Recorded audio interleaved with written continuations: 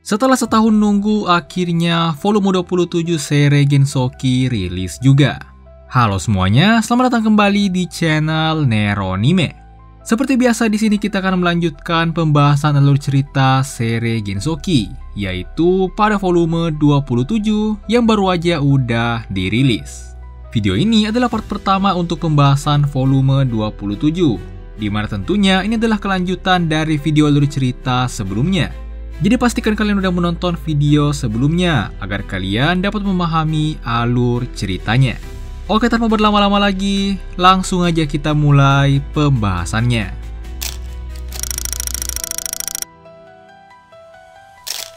Volume 27 ini dibuka dengan monolog dari Christina. Di sini dijelaskan kalau sejak kecil Christina yang merupakan putri pertama dari kerajaan Beltram udah diputuskan bahwa suatu saat nanti ia akan menjadi Ratu Beltram. Yang berarti ia tuh sejak dulu selalu memiliki beban dan tanggung jawab yang sangat besar. Ia selalu berpikir bahwa ia tuh harus mengutamakan kepentingan kerajaan dibandingkan keinginannya sendiri. Christina sebenarnya sangat takut. Apalagi jika keputusan yang ia ambil tuh mengarah pada kehancuran kerajaannya. Tapi sebagai seorang calon ratu, maka Christina tuh tetap harus maju dan gak boleh menunjukkan sisi lemahnya. Orang-orang di sekitarnya juga hanya memandang dan memperlakukannya sebagai calon ratu, bukan sebagai dirinya sendiri yang sebenarnya hanyalah gadis biasa. Karena itulah Christina juga selalu bersikap layaknya seorang ratu, seolah ia tuh selalu memakai topeng untuk menutupi emosi dan keinginan aslinya. Nah, tapi saat ini di suatu malam yang sedang hujan, di saat Christina sedang berduaan dan berpelukan dengan Ryo, ia akhirnya bisa menunjukkan sisi lemah dan rapuhnya, sisi dirinya yang asli dan bukan sebagai seorang ratu.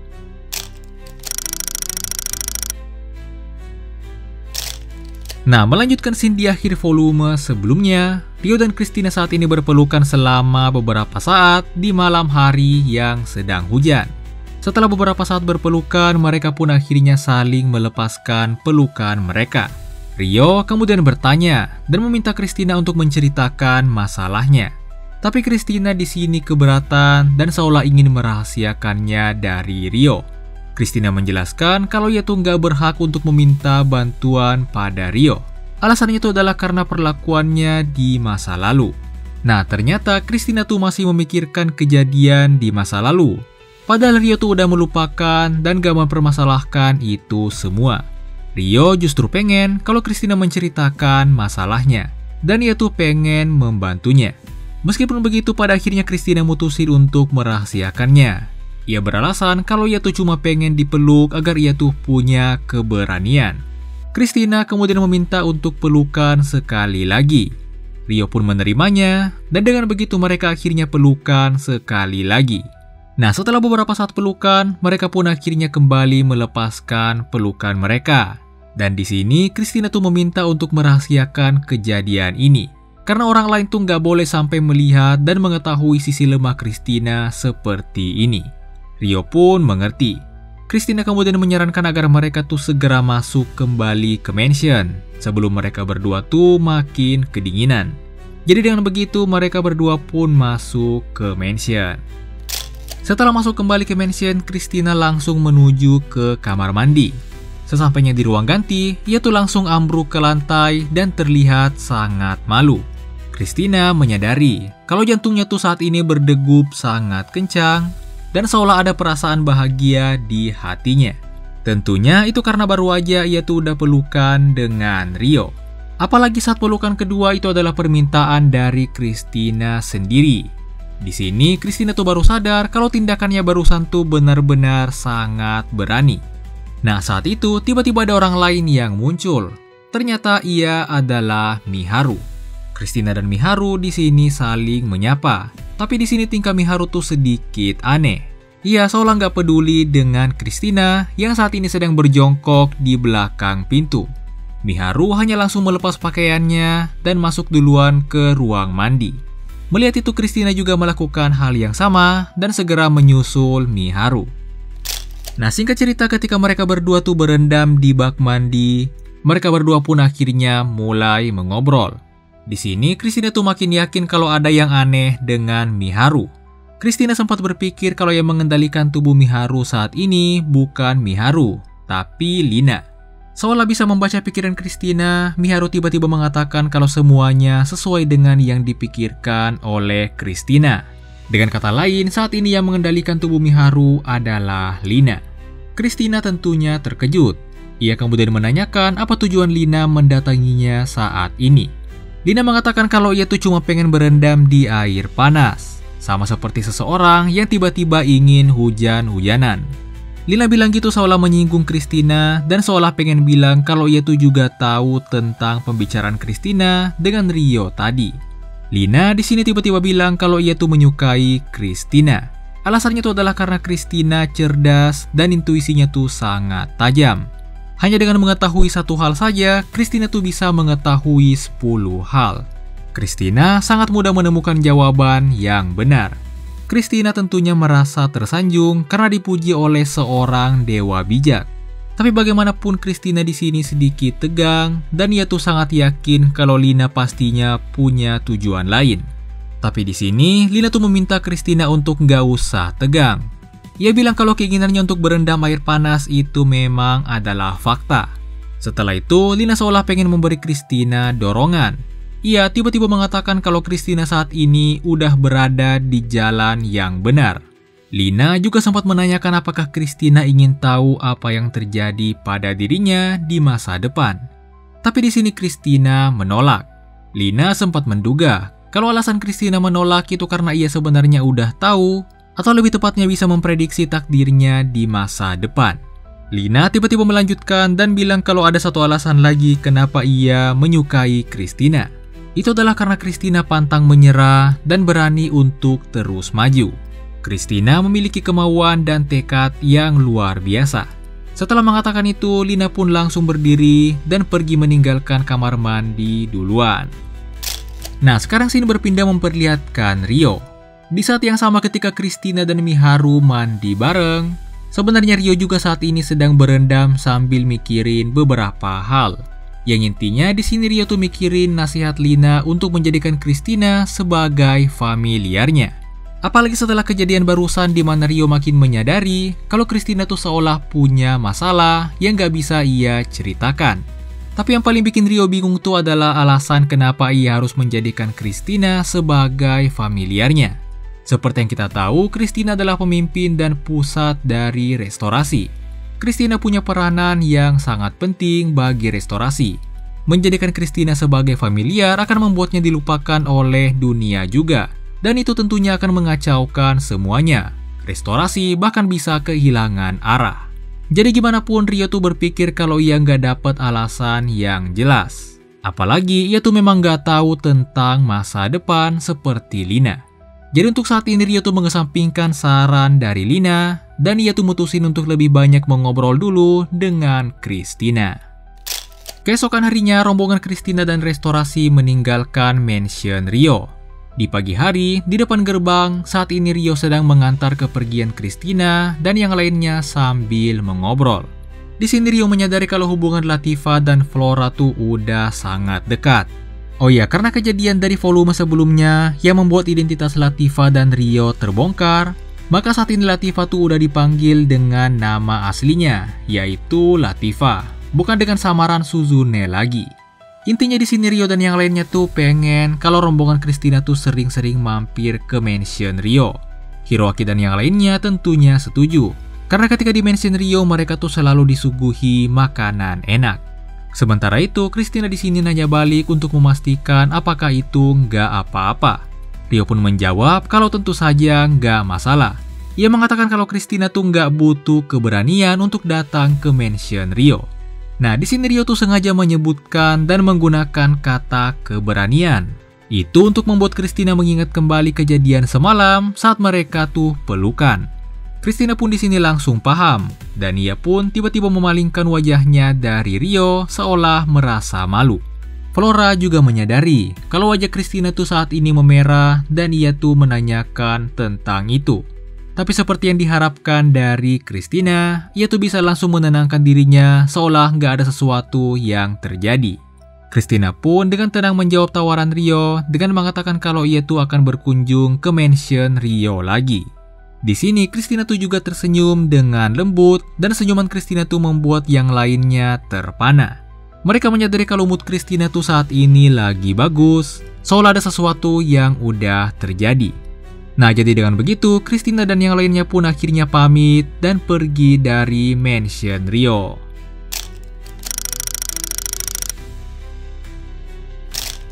Setelah meninggalkan mansion Rio, Christina dan Flora melakukan beberapa tugas mereka sebagai pemimpin restorasi.